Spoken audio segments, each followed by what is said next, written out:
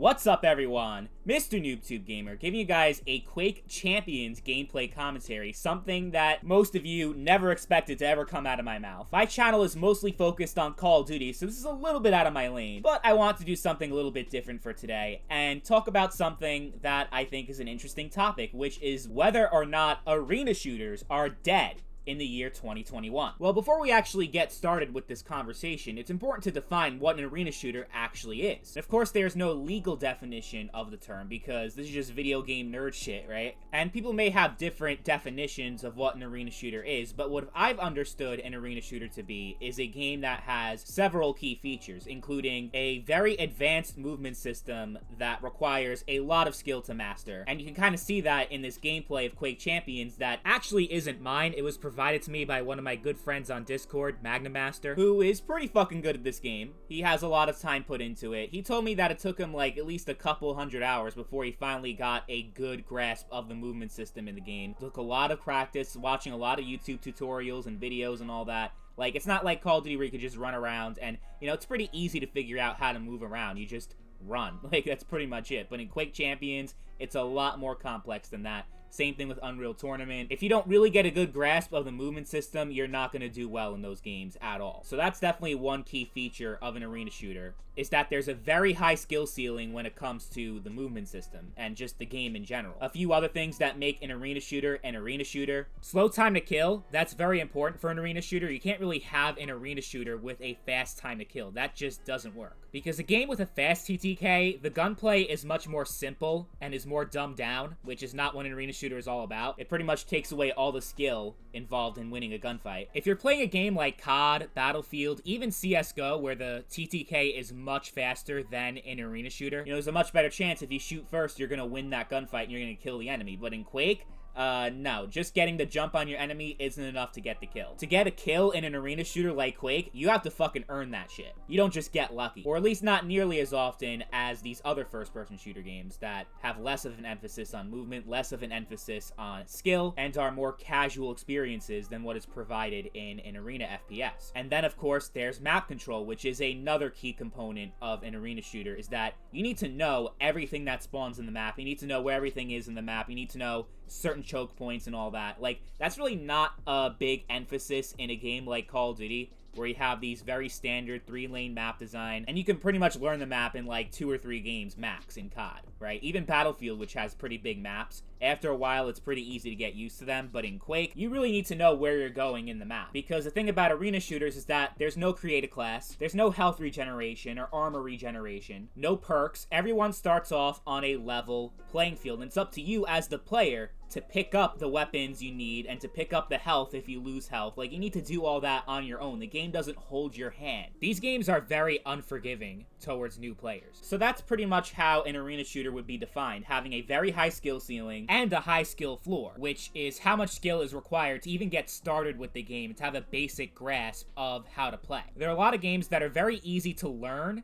but very hard to master. But arena shooters are not just hard to master, they're also very hard to learn. Between the advanced movement system and all the techniques that you need to learn in order to be comfortable, to be able to move around the map much faster than your enemies, like rocket jumping and strafe running and all that. Slow time to kill, weapon pickups, health pickups, power-ups, like in Quake you have the quad and the protection, which increases your damage and increases your health. Now, there's a little bit of a gray area when we talk about games like Halo and Splitgate, which are defined by many as arena shooters. It does have a lot of the characteristics I just listed in having no create a class. You have to pick up your weapons in the map, and you have to really have good map knowledge in order to be successful in those games. And there definitely is a higher skill ceiling in a game like Halo or Splitgate compared to a Call of Duty or even Battlefield. Even when it comes to the movement system, in Halo, you definitely have to really understand the movement a lot more than you would in a COD or Battlefield. And Splitgate, of course, has the whole portal thing. So there are elements of arena shooters in games like Halo and Splitgate. So if we would consider Halo and Splitgate to be arena shooters,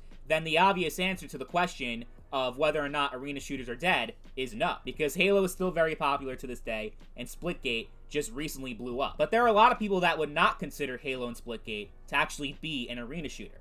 It has a lot of elements of one, but is not a full-on Arena FPS. The big reason is because Halo and Splitgate, they have health regeneration, they have armor regeneration, and the movement is also so much slower, especially in the old classic Halo games that don't have sprint. And a lot of people view an arena shooter as not just having an advanced movement system with a high skill ceiling, because that can be Titanfall, you know what I mean? Titanfall has that. But when people think of the movement of an arena shooter, people have a specific thing in mind, which is that it's very fast-paced, the fastest FPS you can ever play as far as how fast you go, and you don't sprint, you bunny hop pretty much, as you can see in the gameplay. You know, it's quite different from what you get in Halo and Splitgate. So anything that's radically different from the movement of Quake and Unreal Tournament is viewed by many as not being a true arena shooter. And Halo and Splitgate also have a 2-weapon limit, which many view as disqualifying against it being classified as an arena shooter, because another big feature of an arena shooter is that you don't have a weapon limit at all. You can carry as many fucking guns as you want, pretty much. If you look at Doom 2016's multiplayer, for example, a big reason why so many people hated that game's multiplayer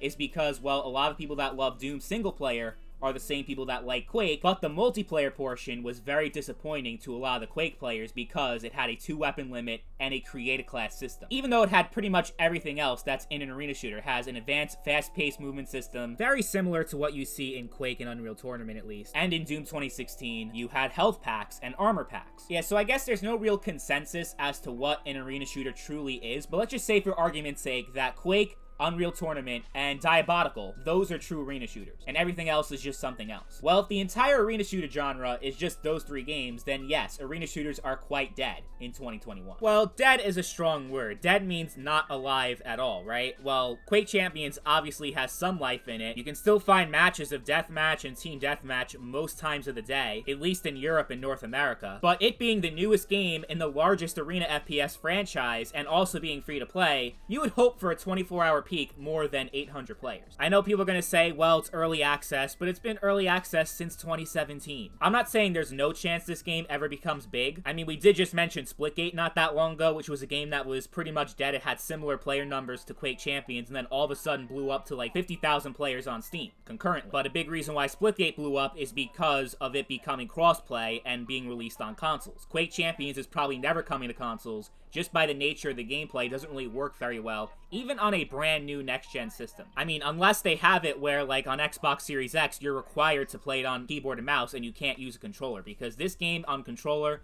I can't imagine how that would play. It would be fucking awful. You can't play an arena shooter with a controller. It's like trying to play a 3D platformer with a keyboard and mouse. No, just no. The only way you can really move around with the game is with a keyboard and mouse, with the accuracy of the mouse, and all the aim assist in the world is not going to make it very playable. There's a reason why Quake Champions is PC only. But that's definitely a big reason why arena shooters are not very relevant today, is because of them not having a lot of accessibility on consoles. But that can't be the only reason, because CSGO is PC only and is one of the largest games in the fucking world right now. And it's like 10 years old already. I think that ultimately what it comes down to is that the core gameplay of an arena shooter like Quake and Unreal Tournament just doesn't resonate with as many people as a CSGO or any other popular FPS that you can think of right now. I think what was popular in 1998 is not going to be the same as what people want in 2021. That's just, I think, the reality of the situation. Granted, it doesn't help that Bethesda, like, never marketed Quake Champions at all. There was, like, no marketing going into that game from the beginning. I don't remember ever seeing a commercial or advertisement for Quake Champions. I've seen plenty of Doom Eternal commercials and Doom 2016 commercials, but not Quake Champions. And I also know that there are quite a few hardcore Quake players that were around back in the day, like 20 years ago, that don't like the whole champion system that's in Quake Champions. So they just go and play the older games. So the player base is also a little bit split up in Quake community right now, which is also not helping. As far as Unreal Tournament, that series is literally dead, even though you still have people playing Unreal Tournament 4. It hasn't gotten an update in 4 years, since Fortnite started to become a thing. Epic was just like, fuck it, let's just put all our resources into Fortnite. We're gonna kill Unreal Tournament. We're gonna kill everything else we're doing. So Unreal Tournament is in an even worse spot than Quake is right now. And then Diabolical, which is the other game I mentioned, it's a free-to-play arena shooter that came out last year in 2020, so it's actually pretty new. But I think the big reason why that game hasn't taken off is because, well, it's Epic Games exclusive, and a lot of the hardcore PC gamers, I guess you can call them, that are really into the arena shooters, fucking hate Epic Games and doesn't want anything to do with them. The EGS exclusivity is definitely hurting that game's potential. Even if it was a necessary evil, I know it was a very small indie studio that made that game, and Epic offered them a little bit of money, you know, and make it exclusive in order for the game to be developed. I understand some things have to happen behind the scenes sometimes,